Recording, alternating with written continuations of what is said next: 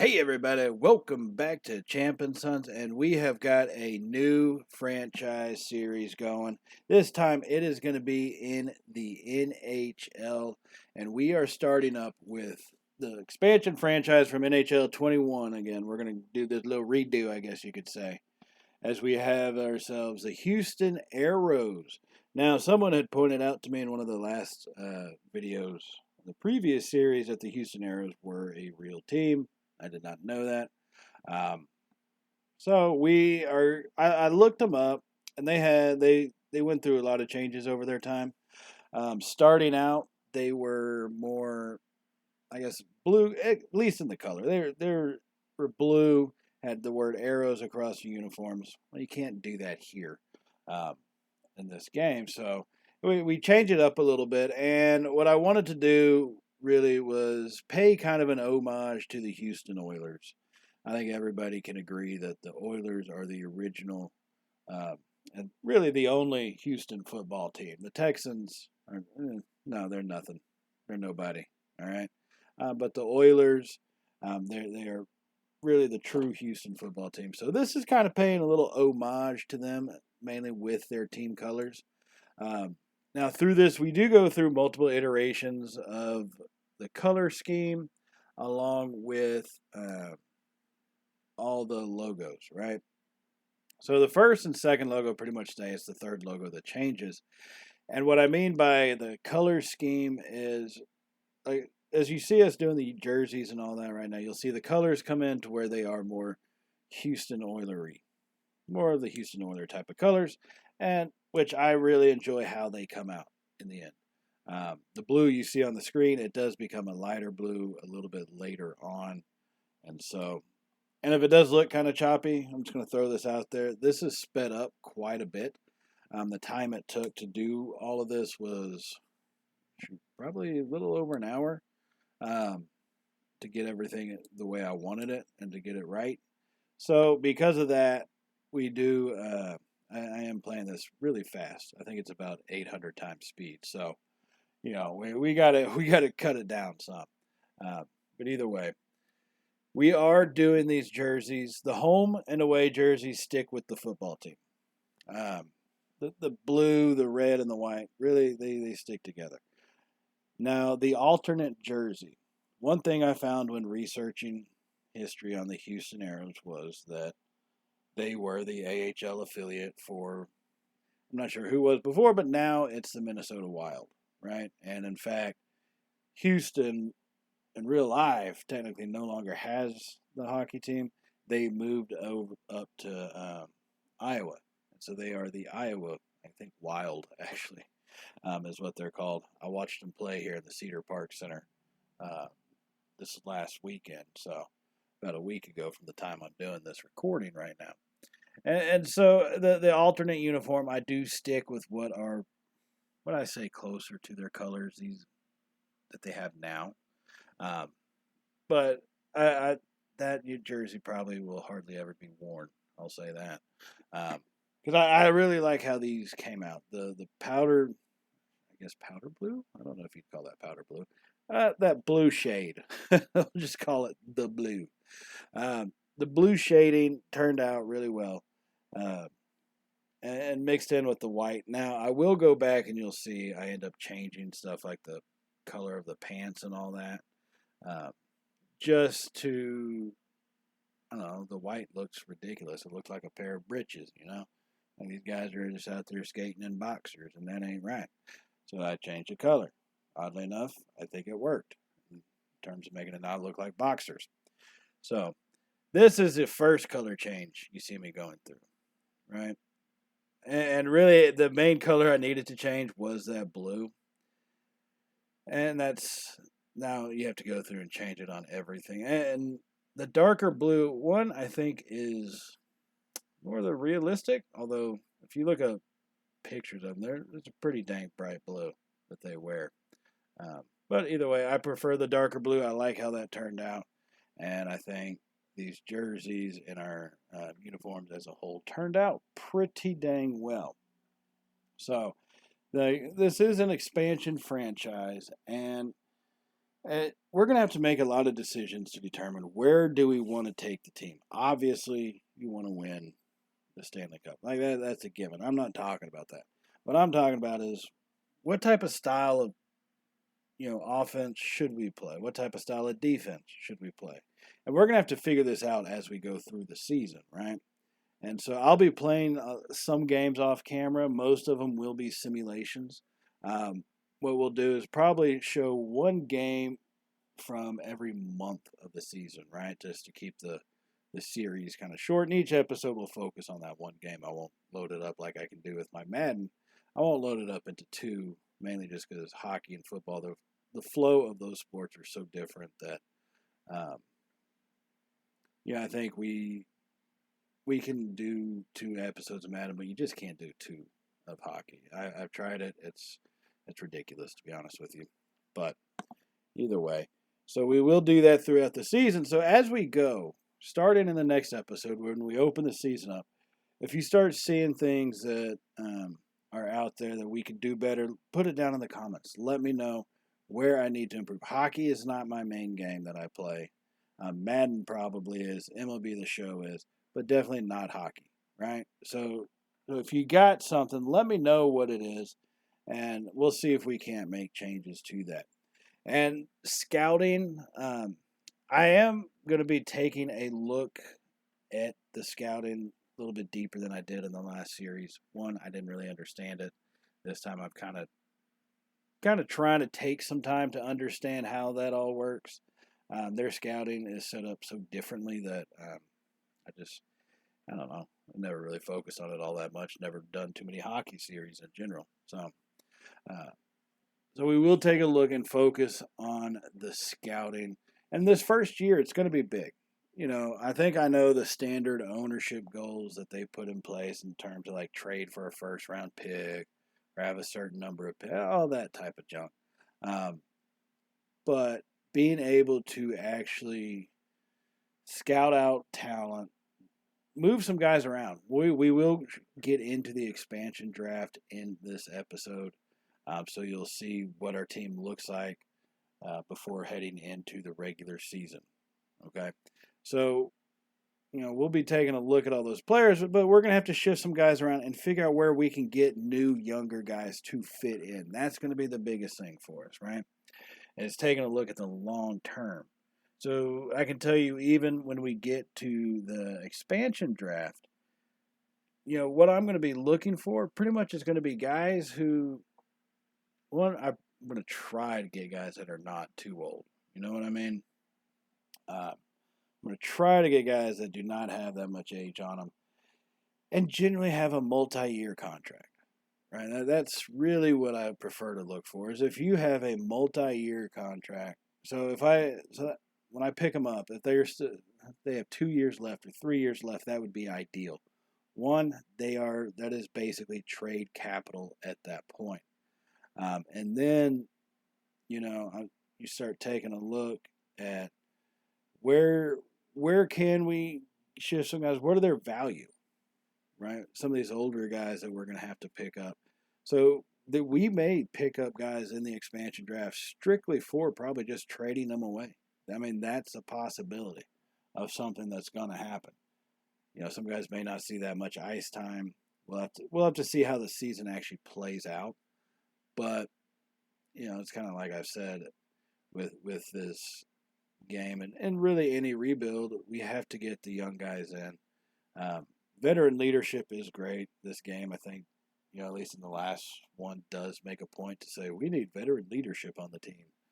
Which, yeah, I'll give it to you. So obviously we're going to have a good mix, but I think the youngsters and those guys who will be here for longer is something that we can actually build around. And so that's what we're going to focus on here in this draft and the expansion draft. And then once we get to the regular draft, this first go around of the regular draft, it's going to be, let's just see who we get at this point. That's really it. Because we haven't had any time to do scouting. So we're not going to have that much information on these guys that are available. So we're going to have to wing it some. And hopefully we hit. I have a feeling we probably will miss more than what we'll hit this time. But you never know. We'll see how it plays out. That's going to be an interesting thing coming into this initial kickoff season. And ideally, you want to be competitive. I don't think they're like Seattle, the Kraken right now. I don't think they expect to have the type of early success that Vegas had. I mean, maybe they do, but I just don't think they will. And so it's going to take us a little bit of time to get built up and to get a good, solid foundation for a team around us. And that's something that we're going to have to take a look at heavily, especially going kind of forward, is what direction do we go with these young guys? If we have an opportunity to trade one young, really good talent for two young, they're okay talents, maybe we will. I don't know. We'll see. We'll have to see what comes out of it. I do like the trade engine that the NHL has. I'm not sure where EA varies that for was it Madden and stuff, but I think for NHL they do a great job with it. I really enjoy how it plays out. And I like it because the first stage is it has to be technically league approved. Get that little check thing at the bottom. This has been approved by the league. And then you can still be denied on that trade. And you can even have it where you look at the trade value indicators and they're marked pretty much about the same for both teams. But, they'll still say, no, we don't want this trade. Sorry. And I enjoy that. I like that part. I think that's a good part to have in the game. Not teams, just because you offer up a decent value for someone, are not always going to go with it. Because they may say, you know what, this technically is his value, but for our team versus what you're going to give us, he's more valuable than what you're going to give us because we're focused on the now, maybe not the future. And I'm not sure also either how the draft pick stuff works or trading for picks, how valuable they have those. I'm not exactly sure on that either. So that'll be interesting to kind of see how that plays out this season. And the different things that we can do to try to get us some additional picks, bring in good young talent, and really develop the squad as a whole. So here, this is our stadium. It is a Toyota Center, and I like the red color because I would imagine they would probably actually be in the same the Toyota Center the Houston Rockets play in, which I've never been to a Rockets game, but I would assume they would have a lot of red and white generally, So we do have our arena. It is going to be red. Got plenty of lights, smoke going off. I love how it shows black smoke at the beginning. Oh, something is on fire and seriously burning. That's what it seems like they show. Now, some of this other stuff, the fan interaction, fan cheers, music, goal horn, I don't really care about that. It's not something you really get too much of a focus on when playing the game. So we're just kind of going through picking out some of these things that seem like appropriate, at least for the moment of the game that it's in, for when this music would be played. So I do like how it turns out. I think this is a pretty good looking stadium. It's a good little bowl, not too many seats around. And yeah, so it looks pretty good. Now, our mascot, his name is Aero. He's going to be Aero the dog, and that is the creepiest looking dog in the world. I don't know how many of y'all, when you were kids, read Clifford, the big red dog. That would be like the demon version of him when we had him named Red. That's what that would be. Right there. So we're going to jump into it, get into the season. We have incorporated our team into it. And now we're coming through doing the settings, these career settings, set relocation on, and it goes right back to off. Expansion draft. Quick settings, we make it 6 minutes. Franchise mode length, that's 25, I guess is the full. I'm not really exactly sure, but I guess that's what that is. Just taking a look at these other little settings they had here. Coach firing pop-up on. just to make sure we got things kind of set up the way we want when we get into it.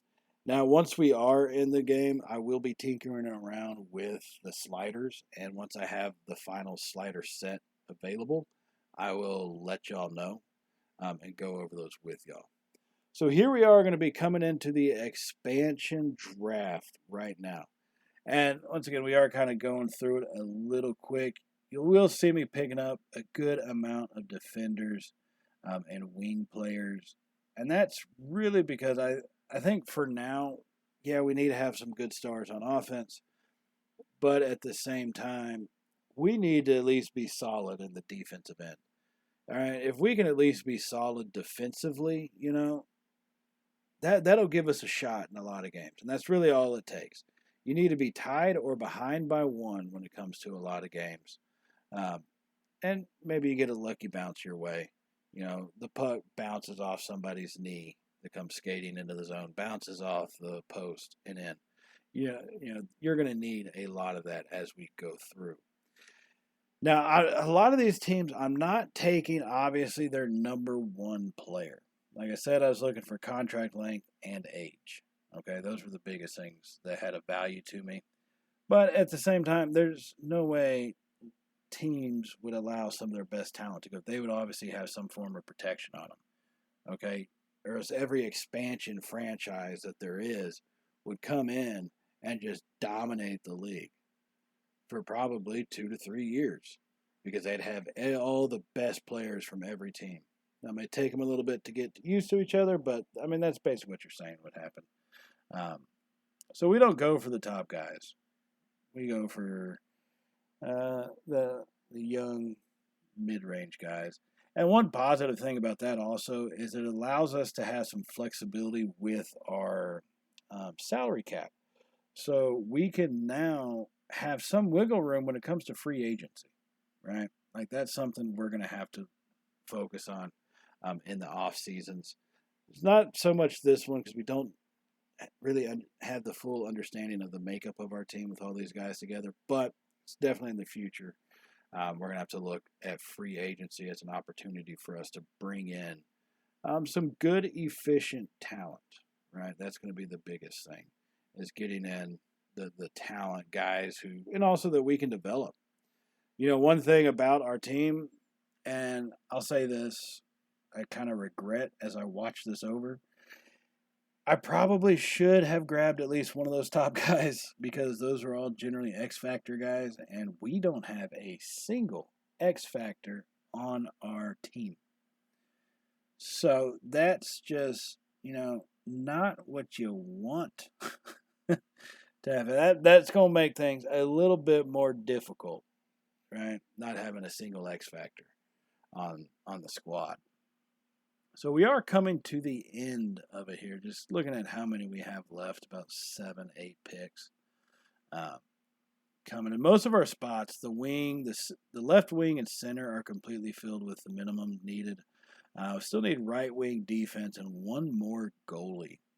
And the goalies, I hate trying to pick them out, man. Because all the good ones are old with only 1 year left who, in your building for a future, you can't develop those guys. And most of them that are old, they're still not the top line guys. And so now you're stuck with a mid-level goalie who's old, you can't develop, no trade value. And so I try to avoid that as much as possible, but that does mean either you're extremely picky and can pick any goalie you want, or you kind of do what tended to happen to me, and you get near the end of your draft and you start counting how many more picks you have before you have to get that third goalie. And so we finally decide here with the Maple Leafs, we're going to go ahead and take a goalie from them, Mr. Scott. We're going to pull him in, see what he can do for us, where he falls within our lineup, and we'll kind of just go from there, So Vancouver, Tucker Poolman, he's 28, but look at that. He has 4 years left on that contract. Yeah, he's 28, so we may only keep him for this one contract, but he's got 4 years left. So we've got a lot of time with this young man who we can get maybe he probably still has some room for development. I don't know when the regression begins for hockey players in this game, but he gives us a good opportunity to develop an already experienced individual. That could be that veteran leadership that they're going to say we probably need coming up later on. So here we are with Winnipeg in our last pick. And with that, I am going to go ahead and remind y'all to go and hit the subscribe button if you have not hit it already, and give us a thumbs up if you're ready for the NHL 22 expansion franchise Houston Aeros series. So I'm going to leave y'all with a little bit of highlights of the preseason game, and I will see y'all in the next episode. So as always, everybody, stay safe, and well, you know how it goes. Later, y'all.